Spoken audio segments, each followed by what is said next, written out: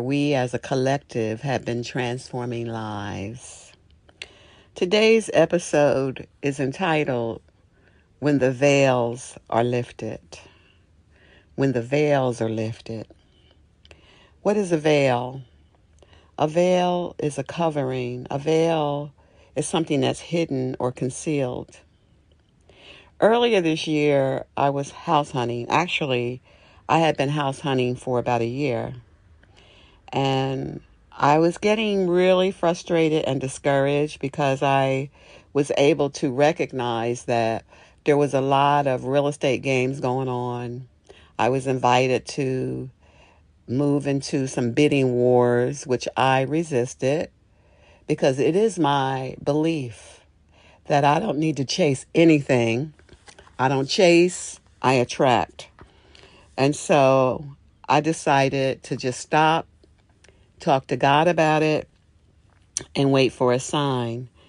As I meditated, this is the thought that came. I could hear it very clearly. You've been saying, Shaheerah, that you want to be closer to your mom.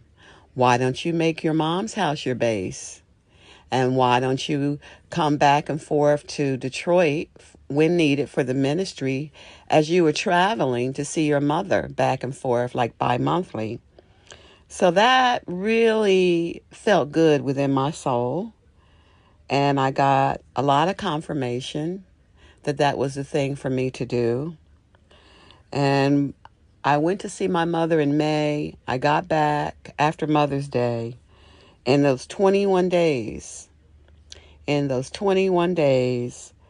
I gave away everything in my home. Everything. The most difficult thing for me was my books and my journals and my writings.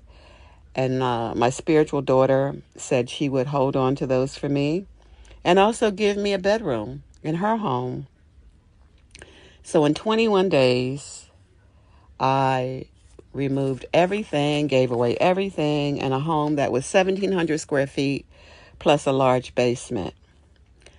I really created a vacuum.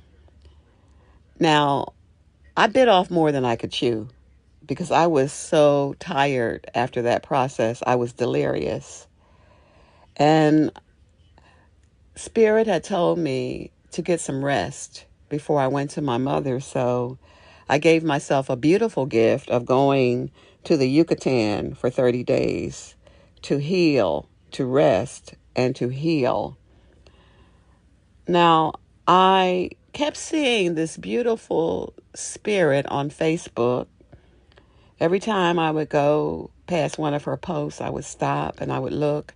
I could feel that there was a connection. And as I delved into what she was doing in the world, I realized that she was providing retreats in the Yucatan for midwives, not just spiritual midwives, but for midwives that actually delivered babies.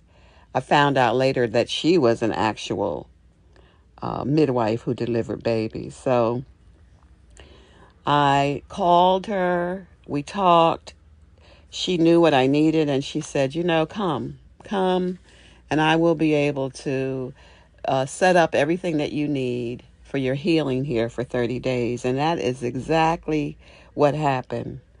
I needed rest, and I needed to be with a healer that I could trust. I've been on this path for a long, long time, and what I know is that everybody that thinks that they are healing are not, and everybody who say they can, they cannot. So there's a tip for you. Follow your heart. Follow your very own spirit. So I found myself in the Yucatan. I was greeted by a very beautiful soul named Zani, who is Yaya Love's assistant. She took me to the condo near Yaya. The condo, very beautiful, called the Dreamcatcher. Yaya was there, had already furnished the refrigerator with every delectable detoxing fruit that I needed. detox tea, and flowers and incense and herself. And when I embraced her, I felt the Spirit of God, and I felt the strength coming out of her that I needed in my own body. I began to weep. And she said, "Get used to that. Get used to weeping." Now, I didn't know what she meant by that. But I learned very quickly what she meant by that, because the Yucatan is one of those places where the spiritual energy is visceral. It has that divine mother energy. It's not that far from Chichen Itza, one of those power points. The unveiling for me began immediately. Just being in the energy, the unveiling began for me. We went to a Mayan ceremony called Temazcal in a sacred place. Went there for purification and cleansing, and met a lot of healers there, other shamans there. A very beautiful, intense experience that I needed. So when you go there, you set your intentions for what you're going for. And it's like a igloo. That's the way I'm going to describe it, with a flap in front of it. So after you set your intentions, they cleanse you. They sage you. It might not be sage, because there was another incense called copal, C-O-P-A-L, that was very powerful, that they used a lot in Mexico. So I crawl into this moonlight space, and you go in and you're sitting counterclockwise. Actually, it felt like crawling into my mother's womb. The shaman spoke on what the Mayan symbol was for that day. And as God would have it, that day, the symbol was a spider. So he talked about how we weave our lives and how we can detangle and reweave our lives.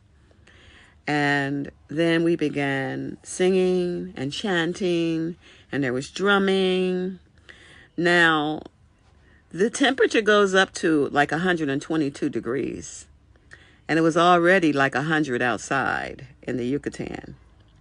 However, I knew spiritually that Spirit had me in that heat. Spirit had me in this purification process. And I was going for it. There's 4 doors. It's 4 rounds that you do in Temazcal. And because this was my first time doing it, I was really monitoring myself. I wanted to make all 4 doors, but on that particular day, I did not. I made 2 doors, and then I built myself up during the week. I hydrated, built myself up mentally, and I went back that next Sunday, and I was able to make all 4 doors. This was such a purification process. It opened me up like never before, and this is when I realized, like, okay, I am seeing things that have been concealed. I am seeing things that have been so deep, hidden within my own subconscious mind. Now, what do I do? What do I do with this? Now, Spirit has shown me some of these things before. I wasn't ready. I wasn't ready. I wasn't ready to let go. I wasn't ready to cut cords with some people I know I needed to cut cords with. I just was not ready.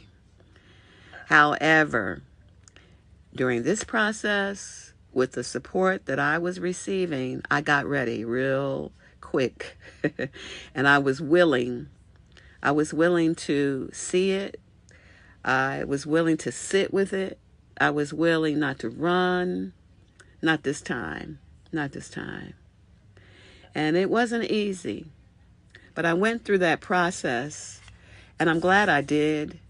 The veils are lifting. They're lifting for all of us. We're in a whole new dispensation. So I know that even though you might not have been in the Yucatan, I know that the veils are lifting in your life too. Because Spirit is tearing down some things, and Spirit is rebuilding at the same time.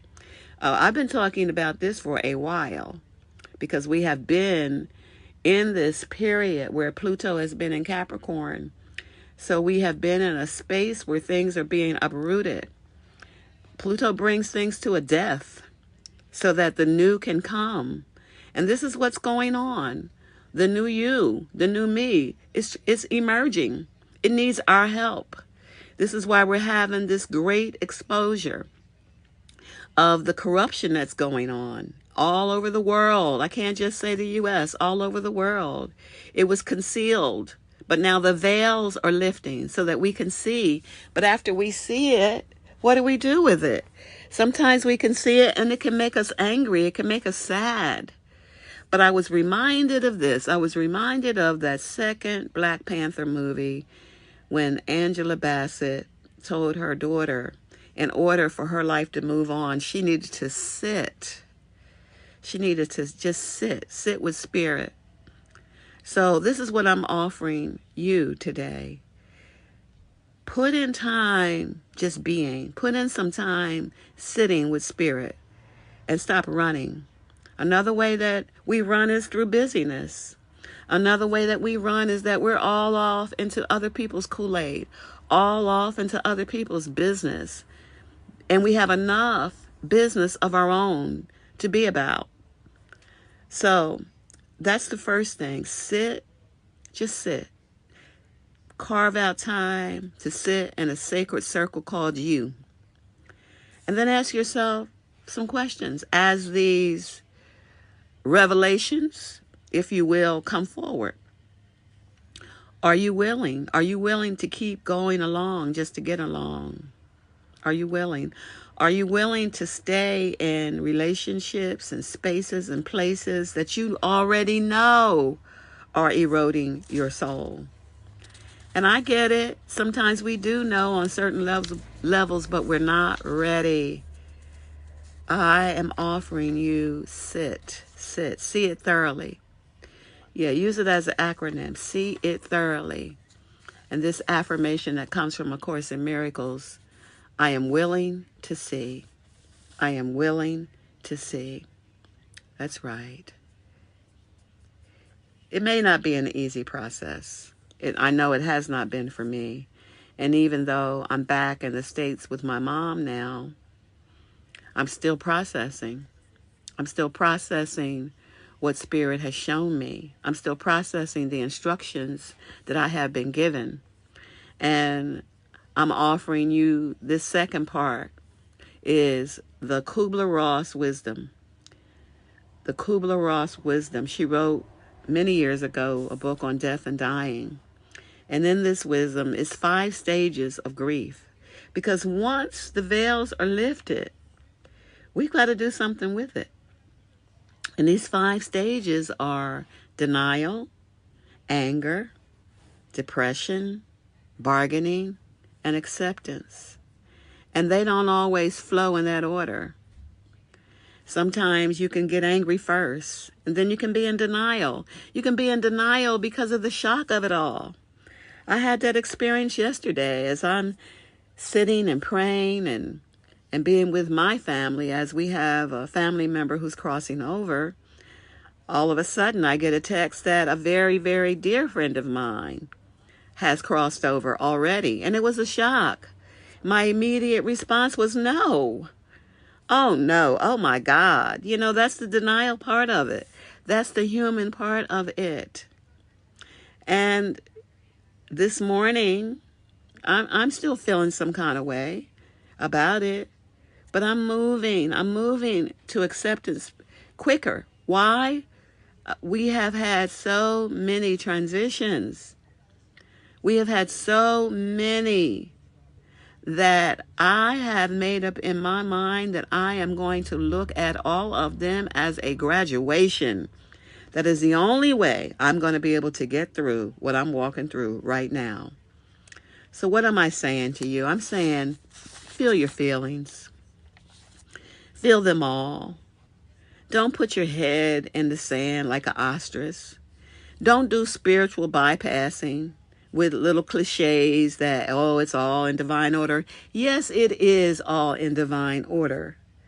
But don't miss out on feeling all your feelings, because when you do not, that energy is going to land somewhere in your body. And ask me how I know. Sometimes we can see it and feel depressed. And I was in therapy for many years. And this particular therapist, at that time, I was ready to cease my sessions with her. I felt like I had gotten everything I could get. And that on that day, she said this to me. She says, depression is anger turned inward. And that last day and that line helped me more than all the weeks that I was seeing her, because I really realized that I was depressed because I was suppressing anger that was on the inside of me. Own it. When you are frustrated, just own it. You know, sometimes we think that we are so spiritual that we're not supposed to have certain feelings. I'm telling you today, own all of your feelings and get grounded. I'm not telling you to pitch a tent there, but I'm telling you not to bypass it either. Get grounded. Get grounded. Because we have seen what we have seen with 2020 and all the years that are following. But what I'm here to say is that it's going to get even deeper. So whatever your daily spiritual practice is, deepen it. And please stay connected, because the veils are lifting. And we're getting ready to see on the side of the negative and the positive, we're getting ready to see what eyes have never seen before and ears have never heard before. So let's get grounded. Next week, tune in. I'm going to talk about when the veil lifts in relationships, because we are moving into a season for the next 18 months that begins on July the 18th, in a season where there are going to be a lot of releasing of relationships. And our theme during these next 18 months to 2 years needs to be about self-love. So listen, if this series is impacting you in a positive way in any way whatsoever, please consider giving to the ministry that God birthed through me. It's this ministry that allows me to do what I do. And our website is www.transforminglovecommunity.com. Again, www.transforminglovecommunity.com. Go there and hit the word give. And thank you. And God bless you. And just remember, greater is the spirit of the living God, the living presence on the inside of you, than anything on the outside of you. There is a present presence that awaits us. We do have everything that we need. You know what to do. Do it, because the veils are lifting.